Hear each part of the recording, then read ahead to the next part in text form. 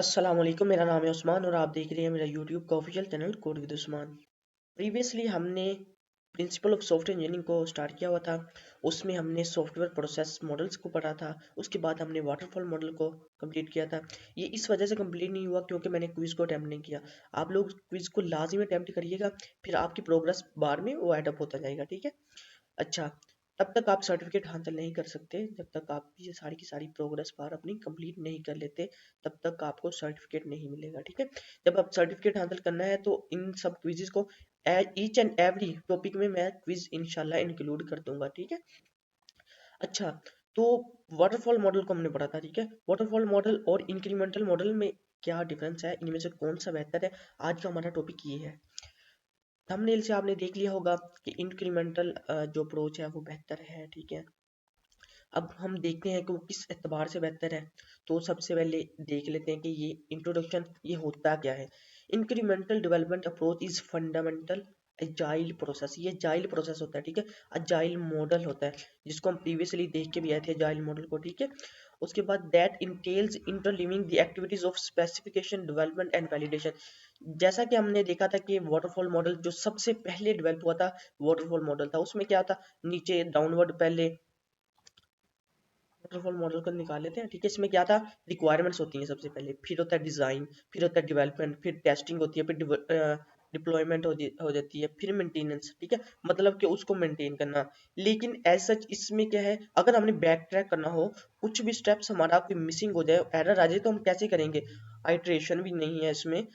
तो इन सब चीज़ों के लिए कोई ऐसा मॉडल होना चाहिए सॉफ्टवेयर इंजीनियर स्टूडेंट्स के लिए और सॉफ्टवेयर इंजीनियर्स के लिए कि वो अगर कोई भी एक प्लान कर रहे हैं, एक चीज़ है, उसमें अगर उनका कोडिंग में एरर आ जाता है या किसी जगह वो टाइम ज़्यादा ले रहे हैं, तो वो किस तरह उस चीज़ को हैंडल करेंगे। उसके लिए जो बेहतर अप्रोच है वो है इंक्रीमेंटल डेवलपमेंट मॉडल अप्रोच। ठीक है। अच्छा, इसमें क्या होता है कि ये बेहतर बेटर है सूटेड, ठीक है, देन वाटरफॉल मॉडल अप्रोच। ठीक है। मोस्ट ऑफ द बिजनेस, कुछ बिजनेस में जो सिंपल बिजनेस है उनमें हम डायरेक्ट वाटरफॉल अप्रोच यूज कर सकते हैं ऐसा, क्योंकि ये सिंपलर है। लेकिन जैसा कि businesses, most of the business complex businesses के लिए हम सॉफ्टवेयर इंजीनियर मॉडल्स वगैरह बनाते हैं, तो उनके लिए इंक्रीमेंटल अप्रोच ज़्यादा बेहतर है। अच्छा, और भी बहुत सी अप्रोचेज आ चुकी हैं यार, RAD आ चुकी है, रैपिड एप्लीकेशन डेवलपमेंट आ चुकी है। ठीक है। OAD आ चुकी है। ठीक है। उसको हम नेक्स्ट डिस्कस करेंगे इंशाल्लाह। लेकिन आज जो हम इंक्रीमेंटल अप्रोच को कर रहे हैं कि ये प्रेफर कर रहे हैं हम वाटरफॉल मॉडल के ऊपर। ठीक है। अच्छा, इसमें क्या जाता है, इस equivalent of moving towards solution in series of steps. Steps की सूरत में हम चलते हैं, बैक ट्रैक कर सकते हैं अगर कोई मिस्टेक आती है। ठीक है। आइटरेटिवली हम सॉल्यूशंस को रीच कर सकते हैं। अगर हमारा एक चीज हमने कंप्लीट कर ली, देन हम दोबारा आइटरेशंस अप्लाई कर सकते हैं इसके ऊपर। आइटरेशन मतलब दायरे, ठीक है, वो हम दोबारा अगर शुरू से हमने डिप्लॉयमेंट कर दी है, ठीक है, उसके बाद टेस्टिंग के बाद हमने दोबारा कोई फीचर ऐड करना है, तो हम आइटरेशन अप्लाई करके उसी टेक्निक को यूज करके एक अच्छा मॉडल प्रेजेंट कर सकते हैं। एक एक दफा फेसबुक बन गई है, ठीक है, एप्लीकेशन, तो उसके बाद क्या हुआ कि वो वही चल रही है अभी तक, नहीं, उसमें बार बार चेंजेस आ रही हैं, चेंजिंग। तो उसके लिए हम वाटरफॉल मॉडल नहीं अप्लाई कर सकते। ठीक है। तो हमें बेहतर टेक्निक चाहिए। अच्छा, ये हम इसमें फर्क देख लेते हैं दोनों में से। हमने देखा था कि इंक्रीमेंटल अप्रोच मोर इंट्यूटिव है, ठीक है, वाटरफॉल मॉडल से। और कॉमन वेबसाइट्स के यूज केसेस के लिए, मतलब most common website use cases use करते हैं। ठीक है। यूज केसेस को भी हम डिस्कस करेंगे अपने इंशाल्लाह OAD के कोर्स में।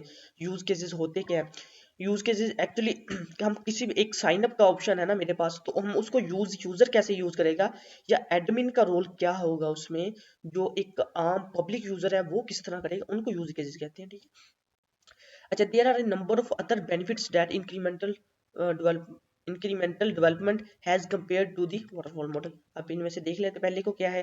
पहला है the cost of accommodating changing। अच्छा, अगर मैंने एक सारा का सारा प्रोजेक्ट बना लिया अपना, एंड देन मैंने वाटरफॉल मॉडल अप्लाई किया था उसमें, तो मुझे एक चेंज करने की जरूरत पड़ गई, तो जो वाटरफॉल मॉडल है वो बहुत महंगा पड़ेगा हमें। हमें दोबारा से वो सारी की सारी चीज़ों को अप्लाई करना, वो काफ़ी ज़्यादा कॉस्ट हो जाता है ये। और जो कॉस्ट बेनिफिशियल है वो है इंक्रीमेंटल अप्रोच। उसके बाद क्या है, easier to get customer feedback जो है डेवलपमेंट वर्क में, वो इंक्रीमेंटल अप्रोच है। ठीक है। इंक्रीमेंटल अप्रोच है। इसमें हम कस्टमर के फीडबैक के मुताबिक चेंजेस कर सकते हैं। और जो मोर रैपिड डिलीवरी है ना, अच्छा वाटरफॉल मॉडल में जब तक हम कंप्लीट नहीं करते ना, तब तक हम दे नहीं सकते कि मैंने पूरी की पूरी फेसबुक की एप्लीकेशन मैंने अच्छे से बनानी है, ये मैंने अच्छे से एप्लीकेशन बनाई है, ठीक है, फिर ही मैं इसको शेयर कर सकता हूँ किसी भी स्टूडेंट के साथ या किसी भी अपने इसको मैंने प्ले स्टोर पे लॉन्च करना था, एक एप्लीकेशन बना ली मैंने उसकी एंड्रॉयड की, ठीक है, मैंने जब तक कंप्लीट नहीं बनाई तब तक मैं उसे लॉन्च ही नहीं कर सकता। ये तो एक बैड चीज़ होगी कि मैंने अभी तक एक एप्लीकेशन बनाई है तो उसको मुझे 6 मंथ लग गए, तो तब तक मैं उसे लॉन्च ही नहीं कर सकता, ऐसे नहीं। हम इसको लॉन्च कर देंगे, फिर हमने उसमें डेवलपमेंट चेंज करते जाएंगे, वर्जन कंट्रोल सिस्टम यही तो होता है कि हम उसके वर्जन बनाए जाएंगे, उसमें इंप्रूवमेंट करी जाएंगे। तो हम इस कंक्लूजन पर पहुंचे इन चीज़ों को देखते हुए, इन चीज़ों को मद्देनजर कि जो इंक्रीमेंटल अप्रोच है ना वो मोर सिंपलर है, ठीक है, और वो वाटरफॉल मॉडल के जरिए और बिजनेस कम्प्लेक्स ईआरपीज को हैंडल करने के लिए भी अच्छा है। स्मॉल स्केल बिजनेसेस हों या लार्ज स्केल हों, उनमें भी इंक्रीमेंटल अप्रोच बेहतर एक आइडिया है। तो उसके बाद आ जाते हैं ये प्लान ड्रिवन होती है ना प्रोसेसेस, ठीक है। Now we have discussed both agile, हमने अजाइल भी देख लिया और प्लान ड्रिवन भी देख लिया, ठीक है, विद एग्जांपल्स। तो इनमें नेक्स्ट इंशाल्लाह इसके बाद आ जाती है OOAD approach, object oriented analysis and design. जिस तरह हमने पहले स्ट्रक्चर्ड अप्रोच पढ़ी थी पीएफ प्रोग्रामिंग फंडामेंटल कोडिंग में, उसके बाद हम ऊब की तरफ रवाना हुए थे, ऑब्जेक्ट ओरिएंटेड प्रोग्रामिंग। इसी तरह हमने सॉफ्टवेयर इंजीनियरिंग पढ़ी है जिसमें हम एक स्ट्रक्चर्ड अप्रोच के जरिए चीज़ों को अटैच कर रहे हैं, हैंडल कर रहे हैं। उसके बाद अब हम क्या करेंगे, उसके बाद हमने उनमें ऊड को अप्लाई करना है, उसमें हमने ऑब्जेक्ट ओरिएंटेड डिजाइन को, ठीक है, ऊप में मतलब राइट वंस एंड यूज, ठीक है, यूज मोर मतलब के बाद में भी हम यूज करते रहे, एक दफा चीज बना ली है हम उसी को यूज करते रहेंगे बाद में, ठीक है, ये होता है ऊप का कंसेप्ट होता है, ठीक है।